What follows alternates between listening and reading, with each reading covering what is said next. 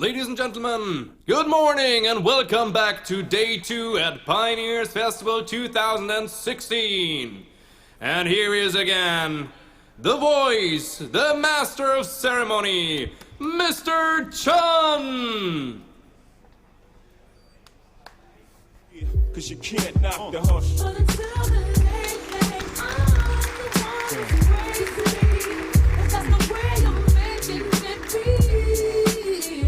Hi Pioneers! How is everyone doing? Good? And who was at the after party yesterday? Wow, so impressive, you're still here. I mean, it's 11, I'm impressed. Who's planning to go tonight? Tonight's going to be much better, so don't miss it. Good, so everyone, welcome back to the Academy. As you know, here in the Academy, we do things differently than in the arena. Number one is, you are the most important people here, the audience.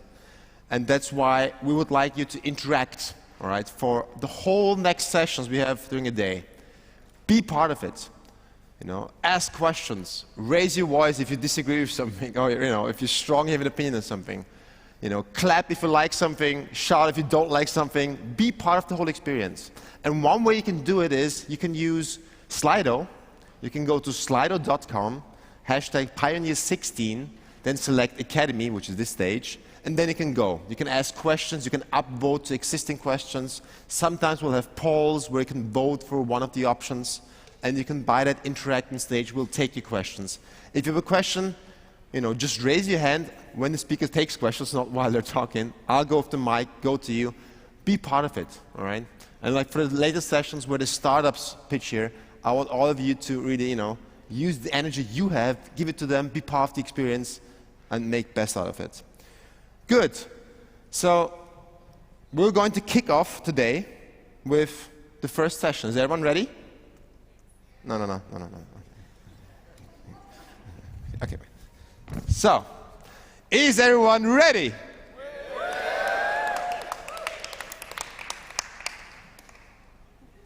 Look, I look in your eyes, and I see that you believe yourself you can do better. All right, let's try one more time. Is everyone ready? Yeah! Good, let's start the first section then. Thank you.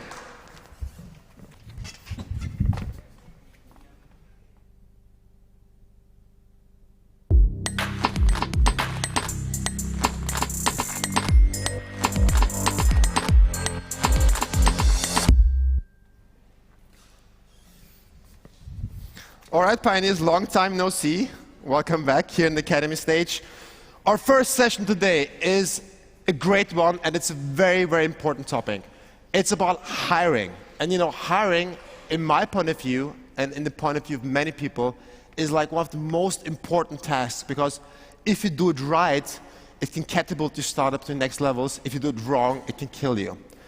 Our next speaker will talk about Hiring 101, how to grow your startup with the right team. And I think she is really the best person for it. She's the co-founder of Talkdesk, which is a platform that allows you to create your call center in minutes and integrate it with a lot of tools such as Salesforce. Talkdesk actually is in hypergrowth mode, both user-wise and team-wise, but she'll talk more about that. And they raised more than 24 million in the last 2 years from Salesforce Ventures, DFJ, Storm Ventures, and 500 startups, most of them who are here at the Pioneers Festival. Previously, she worked as a researcher and built 2 other startups, so she really knows her stuff about hiring. And also, she's a member of the Global Shapers community and was recently recognized as a 30 under 30 in enterprise technology by Forbes.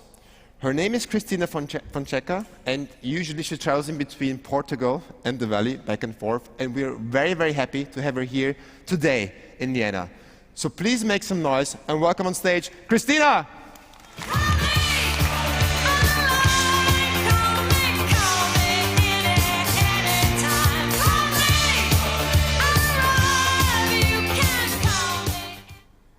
Good morning, everyone. It's really a pleasure to be here. First of all, this is probably the most amazing stage where I've been. And I'm actually surprised after yesterday's party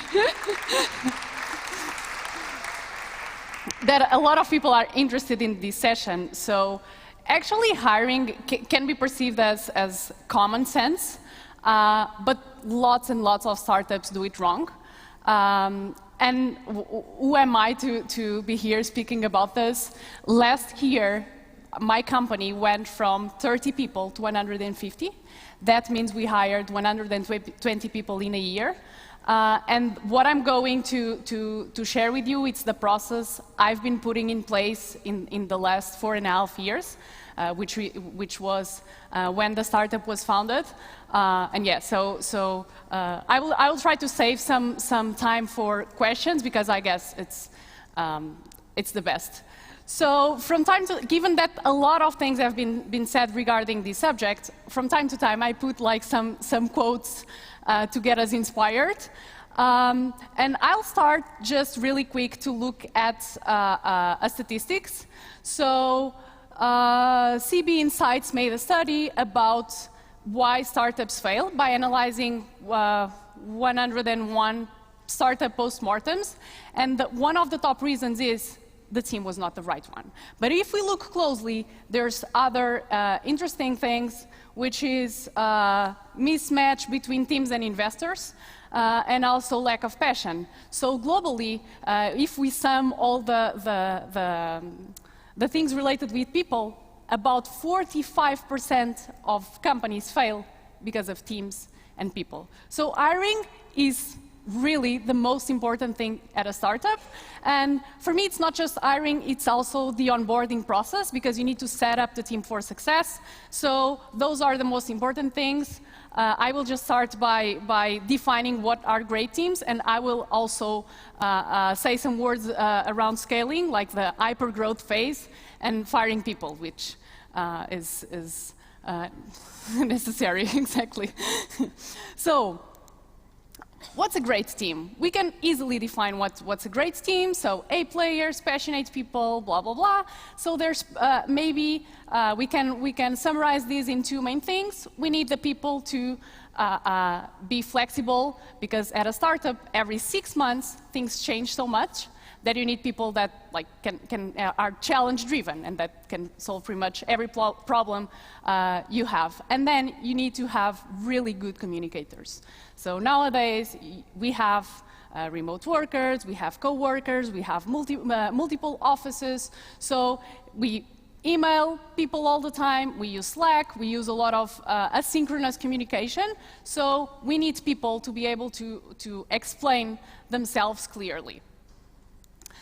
And like really quick, in the words of Jeff Bezos, every time we hire someone, he or she should raise the bar for the next hire, so that the overall pool of talent is always improving. And the reason why I have this quote here, it's because Jeff Bezos, in my opinion, was the best person defining what an A player is. So, not sure if you can read this, but this is actually the first job posting Amazon, Jeff Bezos posted before Amazon was called Amazon. It was Cadabra, whatever, in 1994. And let me read a part of it. So, well-capitalized startup seeks extremely talented C, C++, Unix developers to help pioneer commerce on the internet. You must have experience designing and building large and complex, yet maintainable systems, and you should be able to do so in about 1/3 the time that most competent people think possible. So, this is actually a very good definition for A players, but I don't think we would ever write such a thing in a job posting. So I guess the first step for us to hire good people is to really raise our bar in terms of standards. So before moving to the process, which is what helped us hiring a crazy amount of people with like very good quality. So we are based between Portugal and San Francisco. Right now we have like around 200 people, half in Portugal, half in San Francisco. And I was the one in charge for the Portuguese office, where pretty much it's a lot of things, but the biggest team is engineering. So this process works really well, especially with engineers. So just to make sure you know what you need in order to start, better to have everything tracked, because once you grow, and really the goal of this process is to tweak it when you are small, so when you need to scale, things don't run out of control.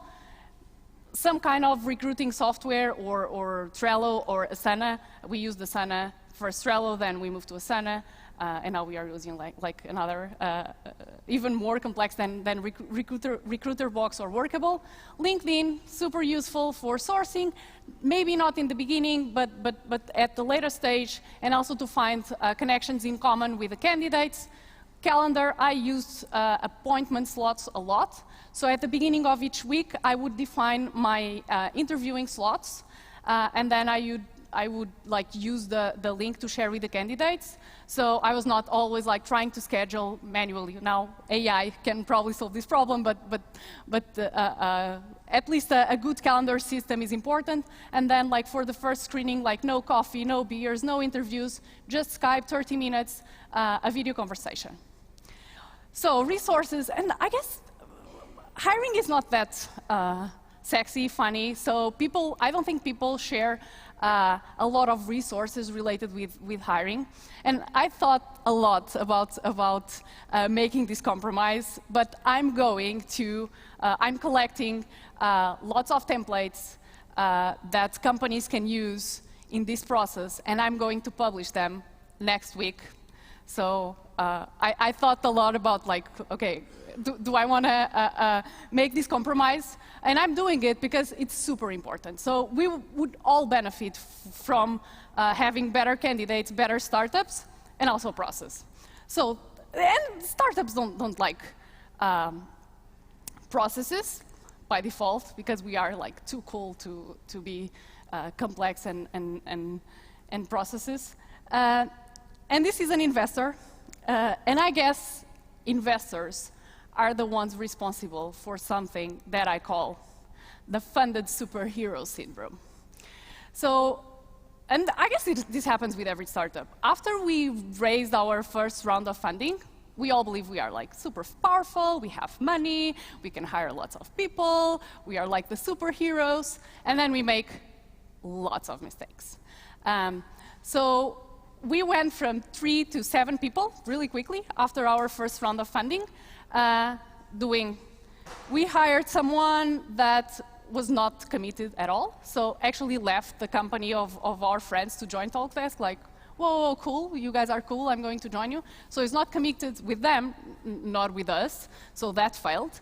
Then we hired 2 very nice guys from a well-known company. We thought, oh, very good engineers, blah, blah. We actually have friends in common, but we never asked about them, because like the stamp from the company, we thought it was enough.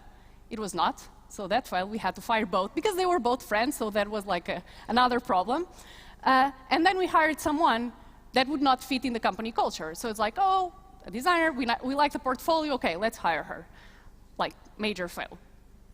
And when we are a cool startup, we think the beer test is enough, but it's not. So let's look really quick, but then we recognize who are the big companies that are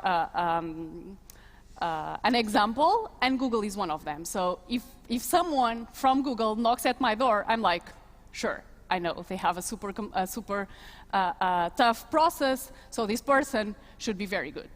And they actually receive 130 applications for each hire they make, which is a lot. I actually suggest you to interview at least 5 people before hiring one. And the main reason is because, especially in areas where you are not comfortable, so I'm an engineer, if I'm hiring someone to do marketing, if I don't have a comparison point, if I speak with one person, I might think, okay, this person is going to solve my problems, or that's my hope. But I should actually have some different candidates in order to be able to decide. So this is the process that it actually took us a lot to come up with this process and tweak it.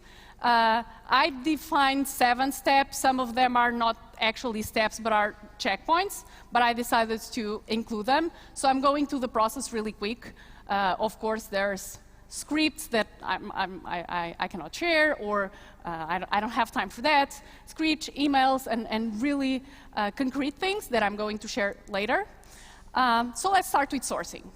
Sourcing, at first, referrals. The first 15 people, we hire them through referrals. So reach out to friends, teachers, everyone you can, like your network. And then the most important thing is when someone joins your company, you go to that person, give it like 1 week, and you say, okay, look, tell me the good guys or the good girls you worked with in the past, and then reach out to them. And it's super, super powerful. This is like dating, and yeah, it's obvious, but everyone knows that. When you have a very good team, people will come, because like dating, you have to invite people for coffee, for lunch, for dinner, and if there's a very good team, they will get like, I remember the 4th people we hired, he had a friend at the company, he was not really convinced to join, so he came to have lunch with us like twice. 3rd time he was like, I really want to work here. So that's the thing. If you have a very good team, that will attract good people. So then, maybe especially at a later stage, if you created a very good environment, you need to screen CVs or go through LinkedIn and try to find a lot of people. The key here is look for excellence. So mistakes, you are out. Like there's no excuse to make mistakes when you are presenting yourself, especially if you have time to tweak that. In my opinion, extremes are not good. So if you spend 10 years at a company, you probably know one way of doing things. And I don't want to be the person responsible to change that mindset, and because that can be really difficult. So, and then top companies are good, awards are good, competitions are good, and of course you can ask for references at this stage, but nothing special. Then this first interview, super easy, Skype interview, 30 minutes. It's not very difficult for the candidate to jump on a 30-minute interview for you, it's the same. You should have a script, especially because as you interview lots of people, it's good to ask the same questions, but you should not sound as if you were really asking questions. So it should be a conversation. I will share some. It's like, oh, how do you keep up with the latest technology or the latest news in your field? Okay, so do you read? Do you use Twitter? Recommend me 3 people that I should follow. Or do you read? What are the books you'd recommend me? So you can really get a sense of if the person is curious by nature, which is part of the cultural fit we are evaluating at this stage. The main point in this first interview is to understand if this person teach me something. So this was the question I would ask myself at the end of this interview, is okay, did I learn something? If not, and usually 10 minutes after, you know. If the conversation becomes really boring, that's a really bad sign. Technical challenge. This is the key. So it doesn't make sense to hire someone that's technical or that's going to do a specific job and not evaluate those skills during the process. So what we do is we invite people to go to our office to take a day off. We did this during weekends and all that with 2 candidates, multiple candidates. If they cannot do it during weekdays, you ask your that's also a very good hiring question, okay, would you come to the office in a weekend to be with these people? So inviting the candidates to go to the office and do the challenge with us, it's unbelievable. You understand if they can, first of all, you need to, of course, ask your team to come up with a set of problems they've faced before, so that you can ask the candidates to solve them. So if you Google Talkdesk challenge, our GitHub page has, I don't know, at this point, maybe 15 challenges that we ask candidates to solve. They can choose one. Then they go to the office, they sit there, they interact with the team, They go out for lunch with everyone, and we can really get a sense if we would like to work with that person. And this is like, it doesn't fail. Never. I don't think we ever hired someone using this process that was a bad hire. We maybe missed people that would be like, okay, hires, but yeah, we never compromised. And then the best thing is, if it's an engineer, we do a code review. And the code review, the goal is to criticize the work and understand that the reaction to criticism. Because another mistake we did was, okay, let's hire this very smart guy, and then the smart guy is a pain in the ass to work with. And then, yeah, like, you need to jump to the fire part. So if you do the challenge in the office, and that works for everything, like support is also another very good area, like design, sales, at least discussing in person some specific work thing works really well. So there was a case, someone applied for support, and the challenge was very good, because Talkdesk is technical, so it's kind of difficult to find people. But the challenge was made at home. When she arrived, the interaction with the computer was kind of weird, and I thought, something is not right here.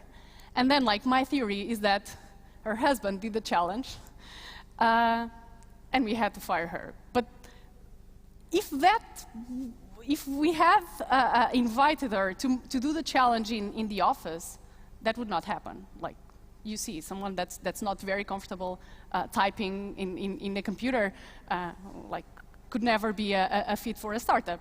So that's very important for the cultural fit. If it doesn't work, if the person really has to do the challenge at home, coffee, beer, social interaction with either a founder, typically a group of 3 to 4 people.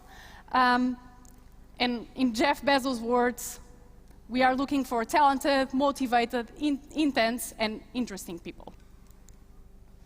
So then this is like the checkpoint where you decide if you did everything right before. Should be just an exercise of putting all the feedback together. But very important, if you didn't speak with at least 5 candidates, hold on, go find more people, and then make a decision. And don't compromise. Another thing lots of startups do is hiring junior people because they are full of energy and they have a lot of potential. But I don't think like teams should have like a team of maybe 3, 4, 5 should have 1 junior person, not more than that. Okay, job offer. Don't forget to transform all the verbal agreements into a written offer, because that can bite you later if you don't. And in the beginning, creating a fair environment is very important, because people understand that working for a startup, it's okay, you are taking a big risk, but if you convince people to join you for a lower salary, and then some other candidate can negotiate better, and they find out, and they are like the same level, they will freak out. So at least in the beginning, you really need to create a fair environment, and yeah, work with a lawyer, take care of the paperwork. I have like bad stories here. It's not cool. After you have the perfect candidates, if you don't set them up for success, like, big problem again. So, on hiring and onboarding, I believe they are really related, and you should be the one, or you want to be the one, setting the rules from day one. So for me, the onboarding process includes 3 things, 3 small things, like the preparation, the first day, and then like the first weeks during which the candidate is with you. The preparation is important, especially as you scale. So it's all about creating a knowledge space or a wiki, a basic wiki, where you put the like basic stuff, like how to set up your computer, or where to find whatever logistics information, or how do we work, what tools we use. And tools, all the startups use like 1 million tools, and every candidate that joins, I used to collect a lot of feedback on the process, and they would tell me like, I was super lost with the amount of tools you use. And we're like, no, but we need them all. So putting in place all this information and promoting collaboration, people can add it, add links, blah, blah, blah. It's super, super useful. And then on day one, and this is my favorite part, I called something called the issue of the day. That's a challenge that we would give to everyone. Like now it's a bit more challenging because we are big and we cannot deploy code at day one. And there's like more scheduled and predetermined activities. But we would give an engineer, okay, here is your issue of the day, and you are supposed to deploy this to production today. So you tell them, like, look, this is hard, this is a startup, and we are supposed to move fast. And they would take the challenge. Of course, we would find them a buddy. That's the best way of passing context, because if you don't pass context, things can turn into chaos, because you are not in control anymore. And then in the first weeks, I don't think we tend to think that adding more people will make us go faster, not at the beginning, because onboarding takes time. So the best setup we found was to rotate the person between like the existing teams, if teams exist, and make sure they collect a lot of context, starting with small tasks, and then increasing the complexity. And this onboarding process would take 2-3 weeks, a month at most. Okay, then if you did everything right, amazing product, amazing team, you go into a phase which is the hypergrowth phase. You go, raise more money, and then you have a lot of pressure from everyone, including your investors, to go and hire lots of people and grow the company like crazy. So at this point, there's two really important things to manage. One is the team's expectations, because everyone joins a startup like, oh, I'm joining the startup, so I'm going to be the boss, blah, blah, blah, because I'm there from the beginning. And then it's not always like that, because you need experienced people. Okay, you could figure everything out by yourself, but it would take you a lot of time, and you don't have time. So it's not clear that you have to promote everyone from the team. Promote only the right people at the right time. Don't do it just because they expect it to happen, but find managers that the team really respects, because otherwise people will become like crazy and frustrated, and like, there will be like lots of back talk, and you don't want that. And don't give like all the fancy titles at the beginning, because when you are growing like crazy every 6 months, you'll need more people with different experiences.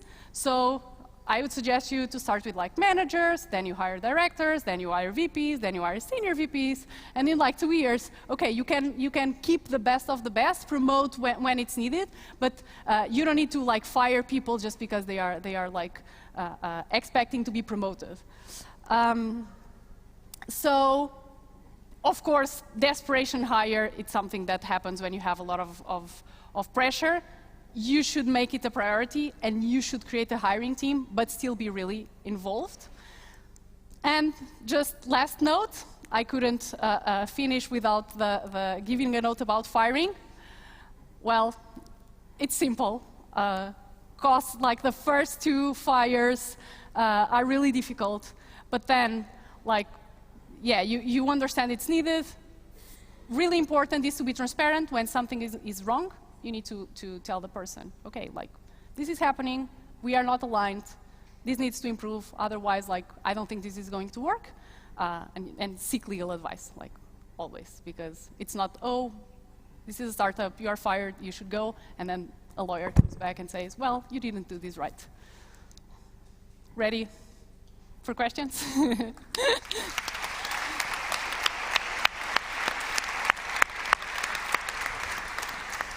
So, all